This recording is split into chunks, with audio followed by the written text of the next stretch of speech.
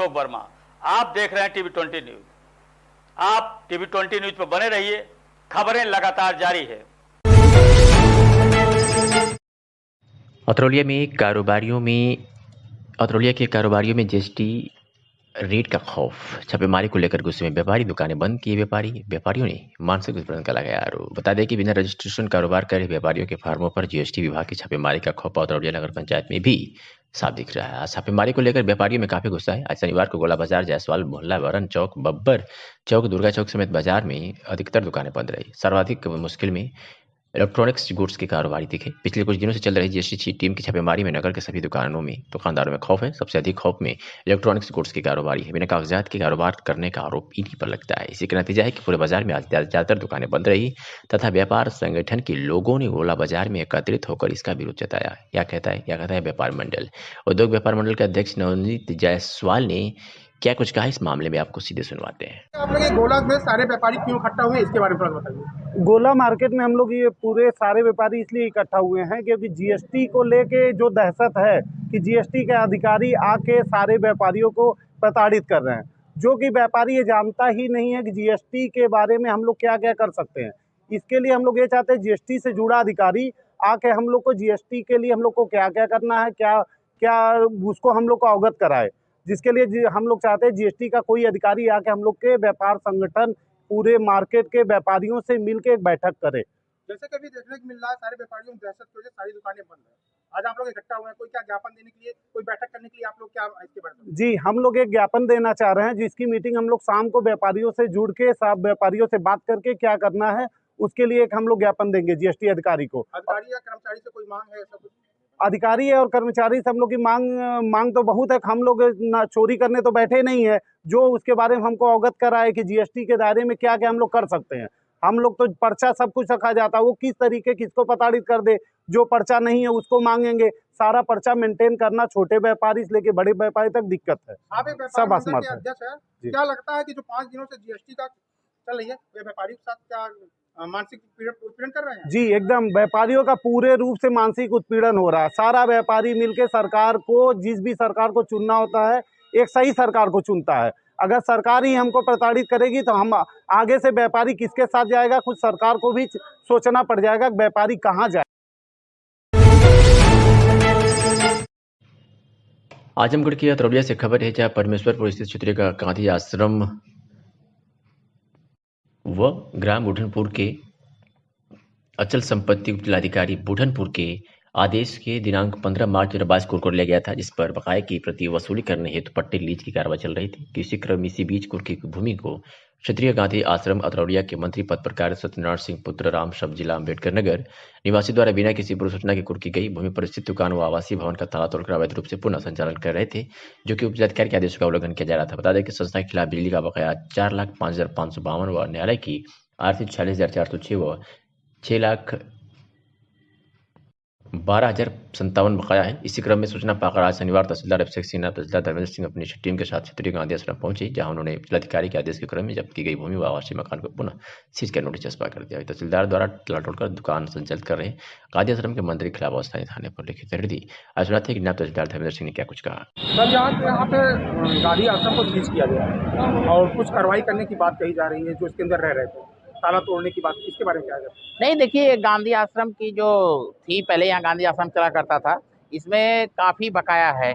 इसकी आरसी जो है हमारे तहसील पे आई हुई है, तो उसके तहत जो आरसी आती है उसके तहत ये संपत्ति पूरी तरीके से कुर्क कर दी गई थी।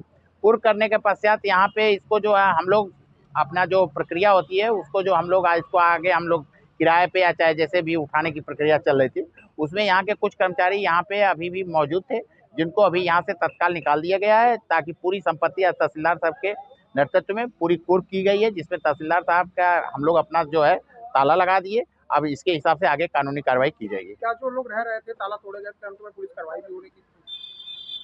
अब उसकी कानूनी प्रक्रिया क्या है उसके बारे में हम आगे देखते हैं क्या हो सकता है। बाकी अभी फिलहाल जो है हमने उनको कुर्क कर लिया सारी संपत्ति। कितने लोग का, कितने विभागों का बकाया था इनके?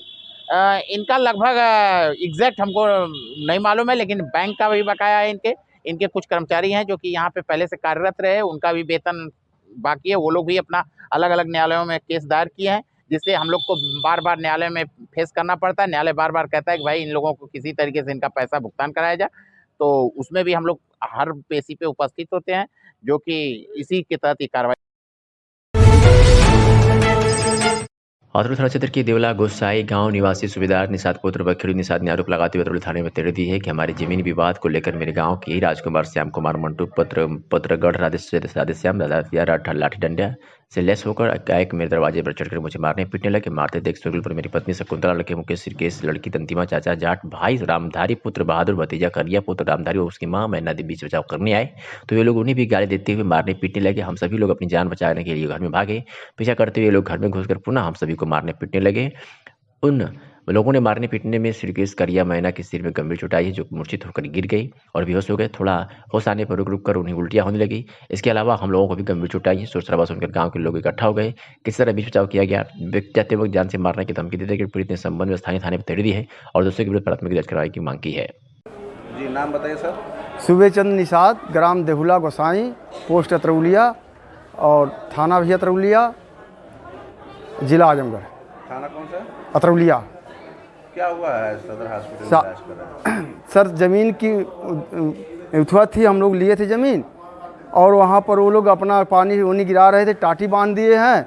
हमारी भैया, हमारे चाचा की पतोर और जो है वो गई वहाँ पर, उसको जो है कि धमकी दिए और मारने लगे, प्रहार करने लगे और पूरा जैसे मारे कि जो है कि मरने जो टांगी से मारे हैं, लाठी से मारे हैं, राड से मारे हैं और पूरे परिवार को हमारे घायल कर दिए। पारी पारा। कौन मारा है? राधे श्याम के लड़के। आपके गांव के हैं ये? हमारे गांव के हैं। कोई विवाद था जमीनी? कुछ जमीन का विवाद था। अचानक आए? अचानक 6:30 5:30 बजे आकर के और जो है कि लैटरिन वोटरिंग करने जा रहे थे लड़के, 2 लड़के ताप रहे थे, एक पकड़ करके और एक मार रहा था, एक पकड़ रहा था। जैसे जैसे पारी पारा सब लोग लैटरिन करके आए, सो आए, वैसे वैसे वो लाठी पैना से मार के पस्त गिरा दिए और सर पे मार, कुल्हाड़ी से मारे और जो है कि राड से मारे, लाठी से मारे, पूरा हाकी से मार के गिरा दिए। चोट किसको लगी है? चोट लगी है हमारे भाई रामधारी को, हमारी भाई गेना को, हम और जो हमारे 4 लड़कियों को लगी है, श्रीकेश, मुकेश, हमारे बेटे हैं सब। और जो है कि हमारी बहू शकुंतला को, आपको भी लगी है? हमें भी लगी है। और जो है कि हमारी बेटी अंतिमा को लगी है। हमारे छोटे श्रीकेश छोटे बच्चे को जो है मार दिए हैं एकदम, और हमारी भैया गेना को मार दिए हैं टांगी से, जहाँ एकदम बिल्कुल सर फट गया है, कोई इलाज नहीं हो रहा है और साहब हमको रिफ़र कर दिए अपनी मर्जी का जो है, अपनी मर्जी। और एक लड़का हमारा अरुण निषाद। और थाने से कोई कार्रवाई हुई है? आप एप्लीकेशन दिए हैं? एप्लीकेशन दिए साहब, हम अपना जो लिख के दिए उसको रिजेक्ट कर दिए, अपने मर्जी से गाली दे करके वहाँ पर सर लिखवाए, हम ज़बरदस्ती लिखवाए साहब। और जो हम गंवार आदमी, हमारे पास कोई नहीं था, हम लोग घायल थे, कोई बेहोश हो रहा है, कोई जो आया वो लिखवाए साहब, वो अपना वो कह करके हैं।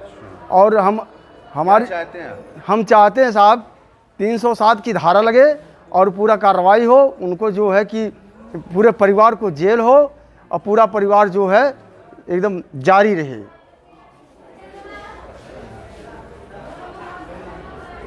आपको आश्वासन क्या दिए हैं प्रशासन द्वारा?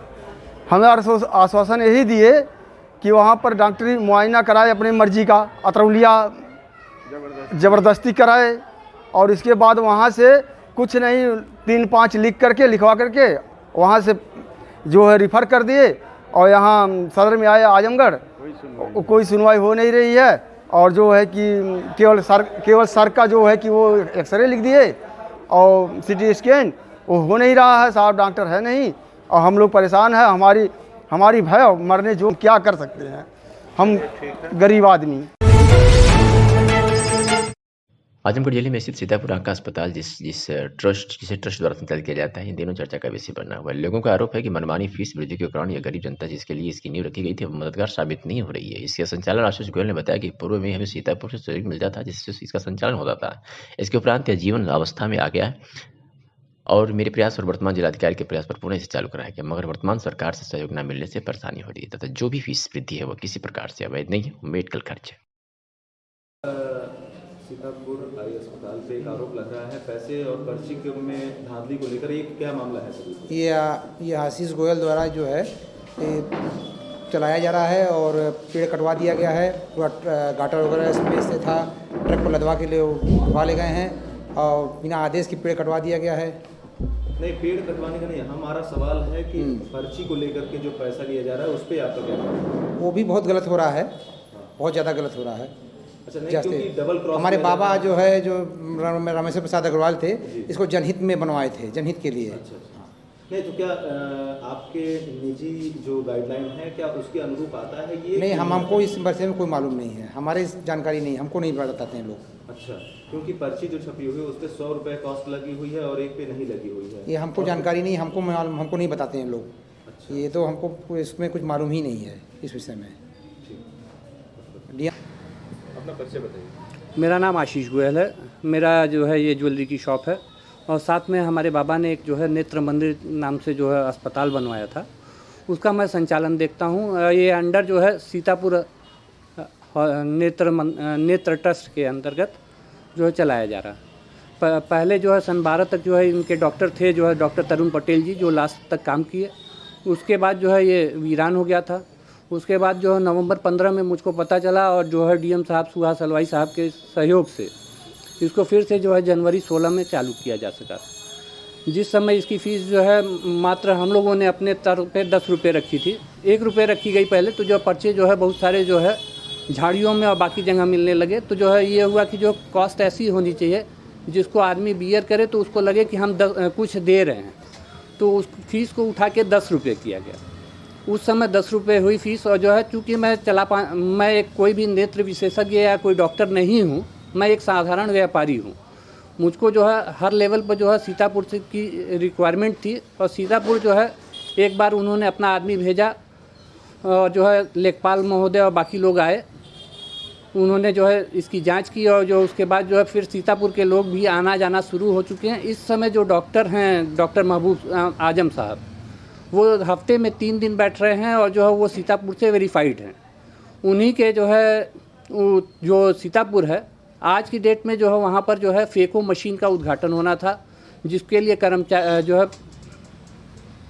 वहाँ के आदमी, जो अप्पा स्वामी जो कंपनी है उसके आदमी और टेक्नीशियन वहाँ पर बैठे हुए हैं और जो इसकी फ़ीस न्यूनतम जो लागत के अनुसार वो सकरी तहसील क्षेत्र की जैनपुर कोतवाली और अनापार थाना क्षेत्र का बंटवारा होकर एक नया थाना लाठघाट बनाने का प्रस्ताव पूर्व में किया गया था, जिसके लिए 105 बिस्वा जमीन का प्रस्ताव लाठघाट के नाम से दासपुर गांव में किया गया है, जिसको लेकर शनिवार को दोपहर बाद क्षेत्राधिकारी सकरी सौम्या सिंह द्वारा समस्त अनापार एवं जैनपुर थाना प्रभारियों के साथ एवं चौकी प्रभारियों के साथ एक बैठक आहूत की गई। थाना को बनाने के लिए जैनपुर क्षेत्र में दर्जनों गाँव एवं अनापार थाना क्षेत्र से दर्जनों गाँव शामिल किए जाने की संभावना है, जहाँ पर सरकार द्वारा तेजी से प्रस्ताव मांगे जा रहे हैं। थाना क्षेत्र का निर्माण करने के लिए अलग से जनसंख्या नक्शा और उस गाँव का क्षेत्रफल का सर्वे कराया जा रहा है। सब कुछ ठीक ठाक रहा तो 2024 तक नया थाना बनकर तैयार हो जाने की उम्मीद है, जिससे लोगों की भागदौड़ से आम लोगों को काफी राहत मिलेगी। इस संबंध में कोतवाल जैनपुर यादवेंद्र पांडे ने बताया कि प्रस्ताव मांगा गया है कि एवं एक बैठक भी क्षेत्राधिकारी सकड़ी के नेतृत्व में अध्यक्षता में की गई, जिस पर गहन मंथन और विचार विमर्श किया गया। थाने की चर्चा को लेकर काफी वर्षों से मामला चल रहा है, पर अब सरकार थाना के निर्माण के लिए काफी गंभीर दिख रही है। इस जल्द ही सारी प्रक्रिया पूरी कर दी जाएगी। आजमगढ़ जिले की जैनपुर कोतवाली में एसडी नायब तहसीलदार माधवेंद्र प्रताप सिंह व जैनपुर कोतवाली यादवेंद्र पांडे के नेतृत्व में थाना परिसर में समाधान दिवस का आयोजन किया गया, जिसमें फरियादियों की समस्याओं को बारी बारी से निस्तारण किया गया। वहीं राजस्व संबंधित मामलों को उपस्थित संबंधित लेखपाल को प्रेषित किया गया, तत्पश्चात तथ्य निस्तारण करने का निर्देश दिया गया।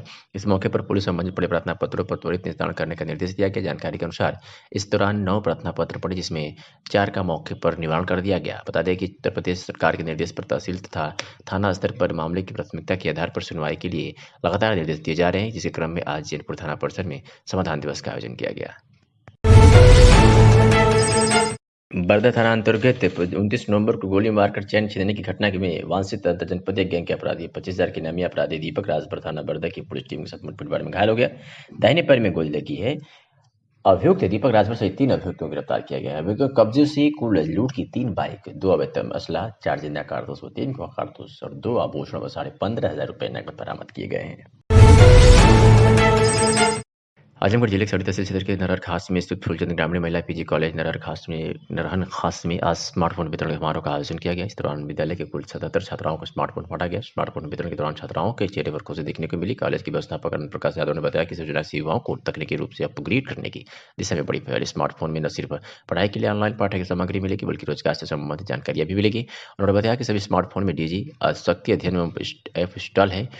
ऐप के जरिए संबंधित विश्वविद्यालय या विभाग विद्यार्थियों को पढ़ाई के लिए पाठ्य सामग्री उपलब्ध कराएंगे। शासन की ओर से रोजगार परक योजनाओं की भी जानकारी दी जाएगी। आइए सुनाते हैं कि अनंत प्रकाश तिवारी और छात्रा ने क्या कुछ कहा। रागिनी यादव। अच्छा, यहाँ पे टैबलेट वितरण हुआ, क्या कुछ कहेंगे, कितनी खुशी हो रही है? जी, मैं सर्वप्रथम मैं अपने प्रधानाचार्य महोदय को धन्यवाद देना चाहती हूँ और साथ ही साथ मैं माननीय मुख्यमंत्री जी को भी धन्यवाद देना चाहती हूँ जो हम बच्चियों को स्मार्टफोन के माध्यम से स्मार्टफोन के माध्यम से हम अपनी पढ़ाई को सुचारू रूप से जारी रख सकते हैं और इसके लिए मैं माननीय मुख्यमंत्री जी को हृदय से आभार व्यक्त करती हूँ और साथ ही मैं अपने प्रबंधक महोदय और सभी अपने महाविद्यालय के सभी अध्यापक का धन्यवाद करना चाहती हूँ। ठीक है। और सीए में मैं यादव, व्यवस्थापक फूलचंद ग्रामीण महिला पीजी कॉलेज नाम का साधन है। हमारे यहाँ सरकार द्वारा संचालित स्मार्टफोन योजना के अंतर्गत आज स्मार्टफोन का वितरण किया गया है। कुल BA तृतीय वर्ष के 77 छात्रों को आज स्मार्टफोन बांटा गया है। और सर, क्या कुछ कहेंगे छात्राओं को जो टैबलेट बांटा गया, उनके लिए क्या संदेश देना चाहेंगे सर? के वितरण से छात्राओं को पढ़ने में भी आसानी होगी, तो ऑनलाइन क्लासेस चल रहे हैं उसमें भी आसानी होगी, नौकरी में भी बच्चे देख सकेंगे कौन सा फॉर्म आया है, कौन सी वैकेंसी आई है, फॉर्म फिलअप कर सकेंगे। बाकी सब इंटरनेट की जानकारियाँ उससे प्राप्त कर सकेंगे। 10 दिसंबर मानवाधिकार दिवस पर गोष्ठी का आयोजन करते हुए आजमगढ़ के समाजसेवी गोविंद दुबे ने समाज को जागरूक करते हुए कहा कि मानवाधिकार मानव होने के नाते ही प्राकृतिक रूप से प्राप्त अधिकार है। समाज में किसी भी व्यक्ति को शोषण न हो, इसके लिए 10 दिसंबर 1948 से ही उसे यह अधिकार प्रदान किया गया है। इसे समाज के प्रत्येक व्यक्ति को जानना चाहिए तथा सभी को बताने की आवश्यकता है, जिससे किसी व्यक्ति का शोषण न हो सके। यह प्रत्येक व्यक्ति का अधिकार है। आज कैसी बैठक की गई? क्या आज मानवाधिकार दिवस के रूप में एक उत्सव समझ लीजिए या एक कार्यक्रम समझ लीजिए, जो समाज को और मानव को जगाने के लिए सन 1948 में इसकी संस्थापना हुई कि 10 दिसंबर को मानवाधिकार दिवस के रूप में मनाया जाएगा। मानवाधिकार साफ अगर संधि विच्छेद करें, मानव का अधिकार सम्यक रूप से समझ में आ जाएगा, सबको समझ में आ जाएगा। तो मानवाधिकार जो आज हनन हो रहा है मनुष्य जाति का, मानव जाति का, उसके अधिकारों का, उन अधिकारों की लड़ाई मानवाधिकार द्वारा लड़ी जाती है। शोषितों की लड़ाई लड़ी जाती है, वंचितों की लड़ाई लड़ी जाती है और उन सभी की जिन पे सरकार या जिन पे न्यायपालिका, जिन पे भ्रष्ट अधिकारी अपने आंखें मूंदे रहते हैं, उसकी लड़ाई लड़ता है मानवाधिकार। तो आज उसी परिप्रेक्ष्य में हम लोग एक मंच पे उपस्थित होकर इस कार्यक्रम में जागरूक करने के लिए, जनता को जगाने के लिए कि चेतो, जागो, यह तुम्हारा संवैधानिक अधिकार है। इसका हनन कोई खाकी नहीं कर सकती है, कोई अधिकारी नहीं कर सकता है, कोई न्यायपालिका नहीं कर सकती है। तो उसका अधिकार कैसे पाना है, इसके लिए जब उस चीज़ में उतरेंगे, उनकी विधाओं को जानेंगे, तभी आप अपने अधिकारों का जो है वो अधिकारों को बचा पाएंगे और उसकी लड़ाई लड़ पाएंगे। तो जब आप जानेंगे तभी आप अपनी लड़ाई लड़ेंगे, जब जानकार होंगे तो दूसरों के लिए लड़ सकते हैं। तो निश्चित रूप से आज इस कार्यक्रम के अंतर्गत इस चेतना को जगाने का कार्यक्रम रखा गया है और मैं आप मीडिया बंधु के माध्यम से यह बता देना चाहता हूं कि कम से कम इतनी ही जानकारी को वह बहुत बृहद जानकारी मानकर वो इस विषय में पढ़ें, मानवाधिकार को जानें और इस लड़ाई को मिलकर आगे बढ़ाएं।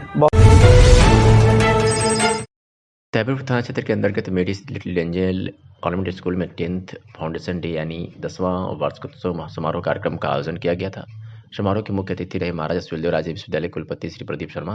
विशिष्ट अतिथि के रूप में उपस्थित रहे द मेडिटेटर इन्फो मीडिया के उप प्रबंधक व आजमगढ़ जनपद के वरिष्ठ पत्रकार जगदम्बा उपाध्याय की कार्यक्रम का शुभारंभ प्रदीप शर्मा व जगदम्बा उपाध्याय के हाथों दूसरे दीप प्रज्वलित कर मां सरस्वती के चित्र पर माल्यार्पण कर संयुक्त रूप से किया गया।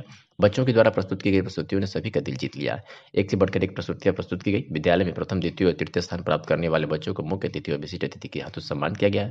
कार्यक्रम का कुशल संचालन आजमगढ़ जनपद के बेहद लोकप्रिय आयोजक एंकर अभय तिवारी द्वारा किया गया, जहां बेस्ट एंकरिंग हेतु माननीय कुलपति महोदय के हाथों से स्मृति चिन्ह प्रदान कर अभय तिवारी को सम्मान किया गया। अपने संबोधन में कुलपति महोदय ने बच्चों को अपना आशीर्वाद और उज्ज्वल भविष्य की कामनाएं की। मुख्य अतिथि ने कहा कि शिक्षा ही हमारे समाज को आगे ले जा सकती है। इस अवसर पर विद्यालय के प्रबंधक कृपा शंकर उपाध्याय, फाउंडेशन मैनेजर निर्मला उपाध्याय, प्रधानाचार्य प्रभात उपाध्याय सहित तमाम लोग उपस्थित रहे।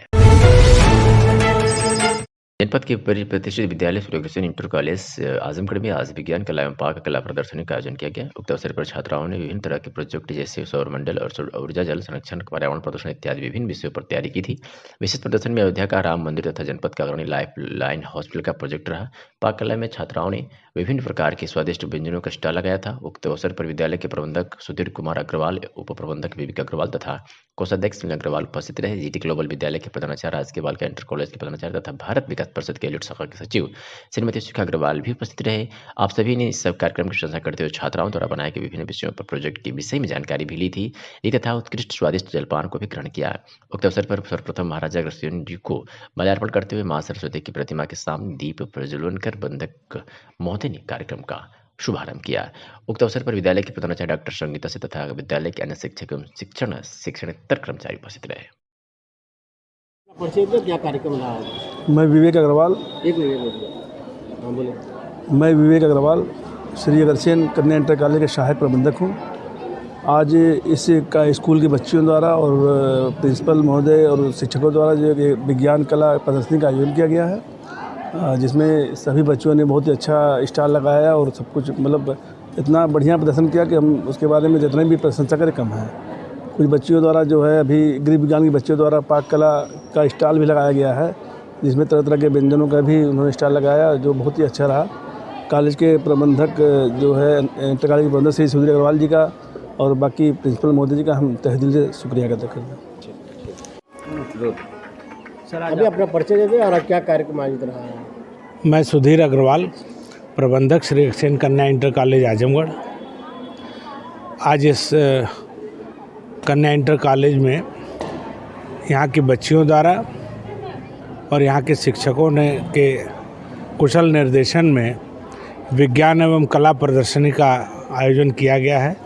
साथ ही साथ गृह विज्ञान की जो छात्राएं हैं उन्होंने अपना ये पाक कला का भी ये प्रदर्शन यहाँ किया है, जो बहुत ही सराहनीय है। बच्चों में इससे इनका उत्साहवर्धन होता है। विज्ञान के क्षेत्र में जो चीज़ों का आविष्कार हमारे पुराने वैज्ञानिकों ने किया, आधुनिक युग में भी जो वैज्ञानिकों ने किया उसका प्रदर्शनी बच्चियों ने किया। इसका बहुत ही अच्छा सीमित साधनों के माध्यम से इतना अच्छा प्रदर्शनी किया है। साथ ही साथ छोटी छोटी बच्चियों ने स्वच्छता पर जो उन्होंने अपना डायग्राम बनाया है, चित्र बनाई है, वो बहुत ही काबिल तारीफ़ है।